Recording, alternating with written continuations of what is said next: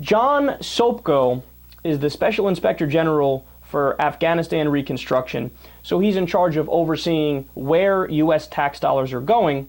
Specifically, he looks after the $10.7 billion in funding to cover projects from improving local government to building roads and schools. This is all in Afghanistan. The $30 billion for contracts to build, train, and sustain the Afghan army, and other projects that require private Afghan contractors. Well, in a new 236-page report to Congress, this dude is sounding the alarm and going berserk. I mean, he's on like DEFCON 912, and what he's going crazy about is that he says $47 million allocated for the U.S. Agency for International Development has been spent improperly, and it's been essentially wasted. But that's not even the worst part. He's most upset. Here's the bombshell. He said he's found 43 separate cases where supporters of the Taliban and Al-Qaeda in Afghanistan have been getting U.S. military contracts. In other words, the U.S. is literally sending our enemies millions of dollars. That's our worst nightmare. Isn't that amazing? And the reason is flat out incompetence. So people convince us, hey, yeah, we're going to train the Afghan army, we're working with them, we're security detail or whatever the case is. And idiots get duped, and we send them contracts and guns and all these different things. But these are people who are affiliated with the Taliban and Al-Qaeda. I mean, how often can we get it wrong? If there's any way we can get something wrong with foreign policy, we do it. We're notorious for that. So take, for example, when we funded the Mujahideen back when they were fighting a war against the Soviet Union in Afghanistan. Later, the Mujahideen split up into the Taliban and Al-Qaeda, and then they fought us with our own guns that we gave them.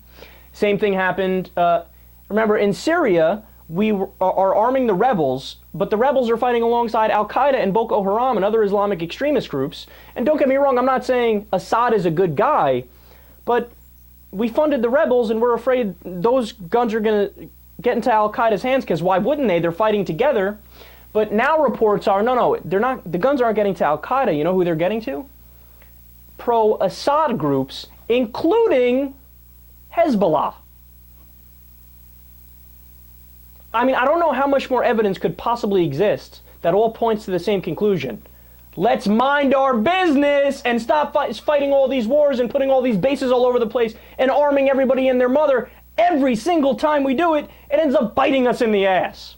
I don't know how much more evidence you could possibly need to come to this conclusion. It's the most rational conclusion. And of course, the American people agree with me and agree with us on this. The only people that disagree are the idiots in Washington, which leads me to my next point. When Sopko brought this up at the Army's procurement fraud branch, they said, quote, "The reviewers did not include enough supporting evidence to initiate suspension and debarment under federal acquisition regulations." That's just a very long-worded way of saying, yeah, we don't care. We're not going to do anything about it. Sorry. They continue. Another Army spokesperson said by email that cutting off the contracts based only on information from Sopko's office. Now remember, this guy's this is what he does for a living. He's responsible for overseeing this.